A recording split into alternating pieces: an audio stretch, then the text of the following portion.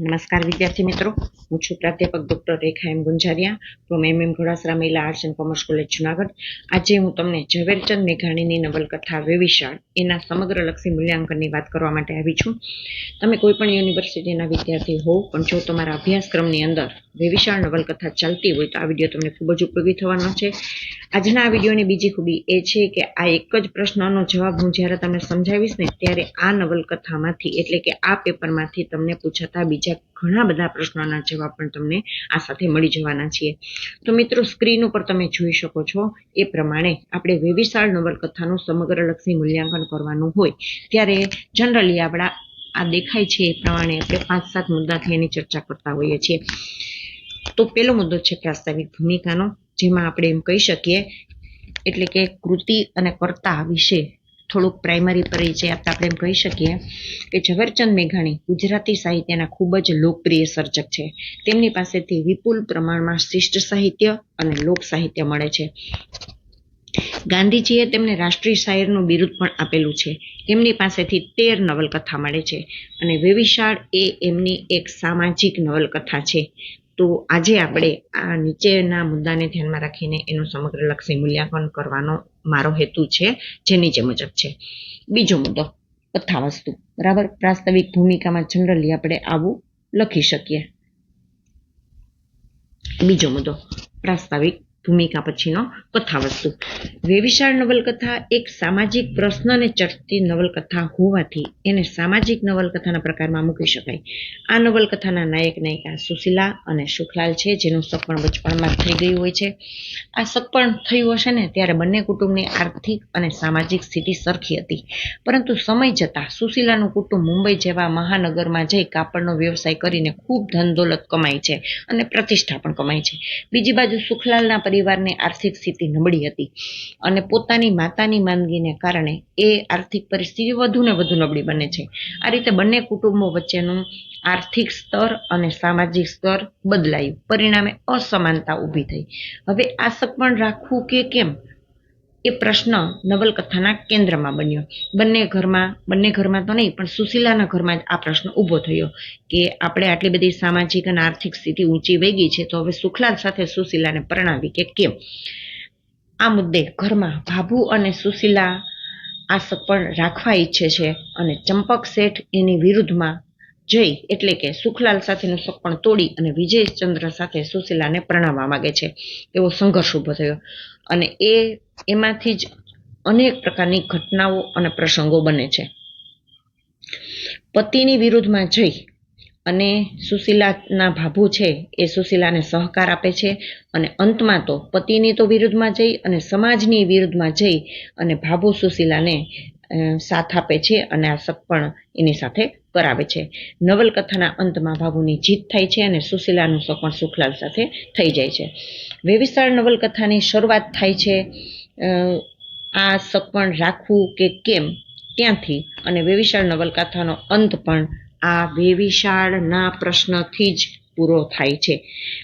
જો મિત્રો, એટલે આ નવલકથા છે ને એ આખી વેવિશાળ જે થયું ને એમાં એની આજુબાજુ જ ઘૂમ્યા કરે છે, એટલે કે કથાના કેન્દ્રમાં જ વેવિશાળ છે.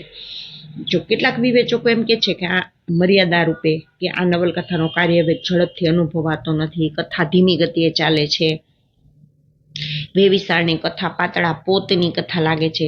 હા, આવી કેટલીક મર્યાદાઓ વિવેચકોએ બતાવી છે, પરંતુ આ નવલકથામાં રજૂ થયેલો લગ્ન અંગેનો એક વિચાર સમાજ માટે ખૂબ પ્રેરણામય છે. લગ્ન એક સંસ્કાર છે. વેવિશાળ માટે સામાજિક આર્થિક ઉચ્ચ દરજ્જા કરતા બંને પાત્રોના બંને કુટુંબના સંસ્કાર અગત્યના છે. એ વાત લેખક આ નવલકથા દ્વારા આ નવલકથાના માધ્યમથી ખૂબ જ સુંદર રીતે સમજાવી શક્યા છે. એ વિચાર બીજ લેખક વાંચકોના મનમાં રોપી શક્યા છે, એટલે આ નવલકથા ખૂબ જ લોકપ્રિય બની છે.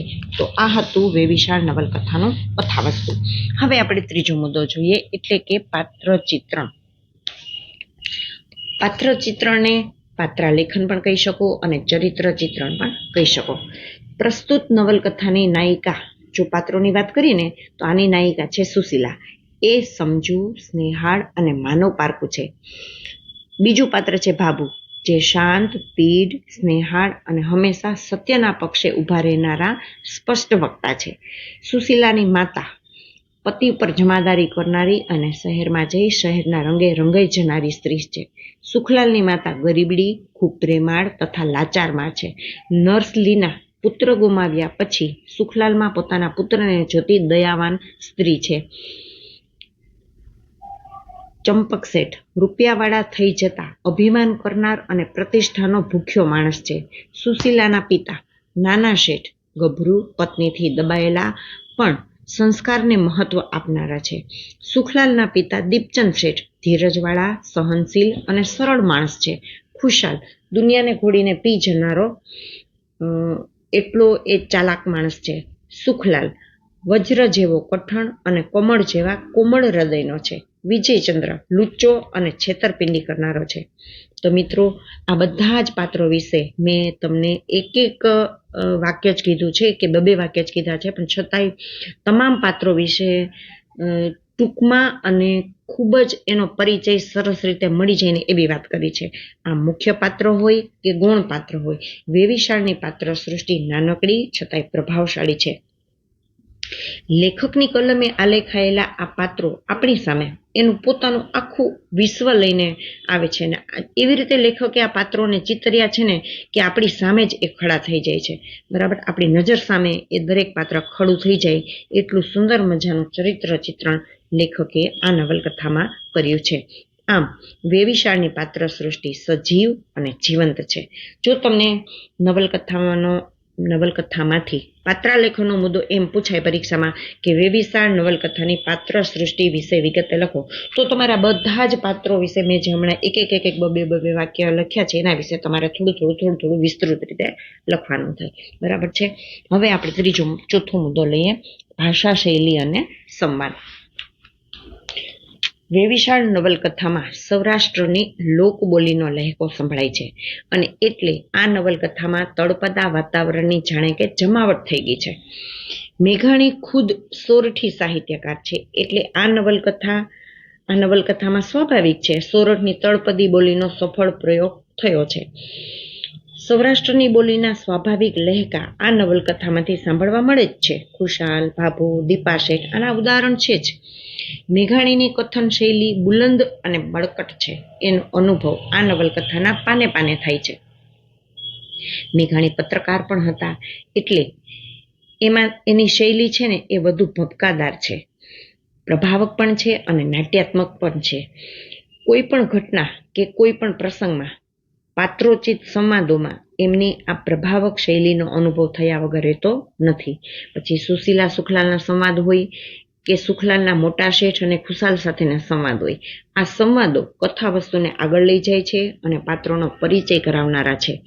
ક્યારેક લેખક છે ને ઉપમા ઉત્પ્રેક્ષા જેવા અલંકારો પણ અહીં વાપરે છે અને ત્યારે તો એવું લાગે કે કવિ મેઘાણી જાણે કે આપણી સમક્ષ ઊભા ખડા થઈ જતા હોય. એકંદરે સંવાદો કેવા છે તો કે કથા વસ્તુને અનુરૂપ છે, પાત્રને અનુરૂપ છે અને શૈલી કેવી છે તો કે તળપદી છે, સોરઠી છે, સરળ છે. એમ કહી શકાય કે મેઘાણીનું વ્યક્તિત્વ જેવું બુલંદ છે ને એવી જ બુલંદ એમની શૈલી છે અને એનો અનુભવ વેવિશાળ નવલકથામાં થાય છે. એકંદરે એમ કહી શકાય કે વેવિશાળ નવલકથામાં મેઘાણીની શૈલી સાદી, સરળ, તળપદી, પ્રભાવક અને નાટ્યાત્મક રહી છે. ત્યાર પછીનો મુદ્દો છે વેવિશાળ શીર્ષકની યોગ્યતા. તમને ટૂંકનોંધ રૂપે આ મુદ્દો પૂછાશે, એટલે કે વેવિશાળ શીર્ષકની યોગ્યતા સમજાવો કે વેવિશાળ શીર્ષકનું એ કથાને અનુરૂપ છે કે નહીં એની ચર્ચા આપણે આ મુદ્દામાં કરવાની થાય, પરંતુ પરીક્ષામાં તમને ટૂંકનોંધ રૂપે તો આ મુદ્દો પૂછાઈ શકે છે. તો આપણે એમ કહી શકીએ કે એક જૈન કુટુંબનો સંસાર આ નવલકથામાં આલેખાયેલો છે. એટલે કે જે કુટુંબની વાત છે એ જૈન છે અને એક સામાજિક પ્રશ્ન આ કુટુંબમાં ઊભો થયો છે એની ચર્ચા અહીંયા કરવામાં આવી છે. તો એ રીતે વેવિશાળ એક સામાજિક નવલકથા છે જેની મુખ્ય ઘટના સુશીલાના સુખલાલ સાથેના સગપણની આસપાસ ગૂંથાયેલી છે. મેં તમને કથાવસ્તુમાં જણાવ્યું છે એ પ્રમાણે વર્ષો પહેલા થયેલું સુશીલા સુખલાલનું વેવિશાળ હવે બંને કુટુંબની આર્થિક અને સામાજિક પરિસ્થિતિ બદલાતા આ વેવિશાળ રાખવું કે કેમ એવો પ્રશ્ન સુશીલાના ઘરમાં ઊભો થાય છે અને એના ઘરમાં બે ભાગ પડી જાય છે. આ મુદ્દો બંને પક્ષ વચ્ચે સંઘર્ષ ઊભો કરે છે. આ પ્રશ્નની ગૂંચવણ સાથે નવલકથાની શરૂઆત થાય છે અને અનેક પ્રકારના સંઘર્ષો ખેડ્યા પછી આ ગૂંચવણના ઉકેલ સાથે એટલે કે સુખદ અંત સાથે કથા પૂરી થાય છે. આમ આખી નવલકથામાં વેવિશાળનો જ મુદ્દો કેન્દ્રમાં છે, વેવિશાળનો જ મુદ્દો મુખ્ય છે અને વેવિશાળના મુદ્દામાંથી જ બીજા જે કાંઈ ઘટના પ્રસંગ બને છે એ બધું વેવિશાળના પ્રસંગમાંથી જ બને છે. માટે આ નવલકથાને અપાયેલું શીર્ષક એકદમ યોગ્ય છે. એ શીર્ષક ટૂંકું છે, આકર્ષક છે, યથાર્થ છે અને યોગ્ય છે. ત્યાર પછીનો મુદ્દો છે વર્ણન કલા, એટલે કે આ નવલકથામાં વર્ણન કલા કેવી છે. મિત્રો, આ મુદ્દો પણ તમને નોંધરૂપે પૂછાઈ શકે. વેવિશાળ નવલકથામાં આમ જોઈએ ને તો કથાવસ્તુને કારણે આ નવલકથા સુંદર છે, એના સજીવ અને જીવંત પાત્રોને કારણે આ નવલકથા સુંદર છે, એની તળપદી શૈલીને કારણે પણ આ નવલકથા સુંદર બની છે. તો સાથોસાથ આ નવલકથા એની વર્ણન કલાને કારણે પણ ઉત્તમ બની છે. અહીં લેખકે પાત્રોના બાહ્ય દેખાવના, એના સ્વભાવના એટલા સુંદર વર્ણનો કર્યા છે ને મિત્રો કે વાચકની સામે એ પાત્ર જાણે કે જીવંત બની જાય છે. આપણે એક જ ઉદાહરણથી એનું આ વાતને સમજીએ. સુશીલાનું વર્ણન કરતા લેખક જણાવે છે, જુઓ તમે કેવા સરસ શબ્દોમાં સુશીલાના પાત્રનું વર્ણન કર્યું છે કે એ પાત્ર જ્યારે આપણે વર્ણન વાંચી લેશું ને તો આપણી નજર સામે ખડું થઈ જશે. જો વર્ણન આ પ્રમાણે છે: સુશીલા મુગ્ધ અને ભાવુક કન્યા છે. 18-19 વર્ષની એ તરુણીના સરળતા, શાણપણ, નમ્રતા અને વિવેક, સહનશીલતા જેવા ગુણો પેલી જ નજરે સ્પર્શી જાય એવા છે. તો આ વર્ણન સાંભળ્યા પછી, આ વર્ણન વાંચ્યા પછી સુશીલાનો બાહ્ય દેખાવ કેવો છે, એ કેટલા વર્ષની છે અને એ સ્વભાવે કેવી છે ને બધું જ આપણને 4 વાક્યમાં લેખકે કહી દીધું. એટલે લેખકની વર્ણન કલા ખૂબ જ સુંદર છે. એવી જ રીતે ઘણીવાર તો છે ને લેખક એક જ શબ્દની મદદથી આખા પાત્રની ઓળખ આપી દે. દાખલા તરીકે ચંપક શેઠ છે, બરાબર, તો ચંપક શેઠની સામે કોઈ બોલી ના શકે, ઘરમાં એનું જ ચાલે. એક ભાભુ જેવા નીકળ્યા કે જે પતિની વિરુદ્ધમાં જઈને પોતાની દેરની દીકરીને સાથ આપે છે, બરાબર. તો ચંપક શેઠ માટે લેખકે કેવો શબ્દ વાપર્યો? ચંપક શેઠ તામસી મગજના છે, એટલે કે એની જે સ્વભાવની વૃત્તિ છે એ તામસી છે. આપણે 3 પ્રકારના સ્વભાવ હોય એ તમને ખબર જ છે, બરાબર. તો ચંપક શેઠનો સ્વભાવ છે એ તામસી છે. તો એક જ શબ્દ તામસી શબ્દ માત્રથી આપણને ચંપક શેઠનો આખો પરિચય કરાવી દીધો. એટલે આ નવલકથામાં પાત્રોના વર્ણનો ખૂબ સુંદર આવે છે અને પાત્રોના વર્ણનો સિવાય આ નવલકથામાં સુખલાલના ઘરનું વર્ણન, રૂપાવટી ગામના રસ્તાનું વર્ણન અને ગામડાના રીત રિવાજોનું વર્ણન તથા અન્ય કેટલીક ઘટના અને પ્રસંગોના વર્ણનથી સર્જકે તાક્યું તીર માર્યું છે. આમ પ્રસ્તુત નવલકથા એની કલામય વર્ણન કલાને કારણે ખૂબ જ અનોખી સુંદરતા ધારણ કરે છે. તો મિત્રો, અહીંયા મેં તમને કથાવસ્તુ સમજાવ્યું. જો તમને ખાલી કથાવસ્તુ પરીક્ષામાં ખાલી એમ પૂછાય કે વેવિશાળ નવલકથાનું કથાવસ્તુ, તો તમે અહીંયા મેં તમને કથાવસ્તુનો જે મુદ્દો સમજાવેલો છે એ જ લખવાનો થાય છે, એને તમે વિસ્તૃત કરી શકો. પછી જો તમને એમ પૂછાય કે વેવિશાળ નવલકથાની ચરિત્ર સૃષ્ટિ વિશે જણાવો, કે વેવિશાળ નવલકથાની પાત્ર સૃષ્ટિ વિશે જણાવો, તો અહીંયા મેં તમને જે પાત્રાલેખનનો મુદ્દો સમજાવ્યો છે એને તમારે લખવાનો રહેશે અને એમાં તમે દરેક પાત્ર વિશે થોડી વિગત વધુ લખી નાખજો. પછી જો તમને એમ પૂછાય કે વેવિશાળ નવલકથાની ભાષા શૈલી અને સંવાદ વિશે ટૂંક નોંધ લખો, તો અહીંયા મેં તમને જે મુદ્દો ભાષા શૈલી અને સંવાદનો સમજાવ્યો છે એ લખી શકો.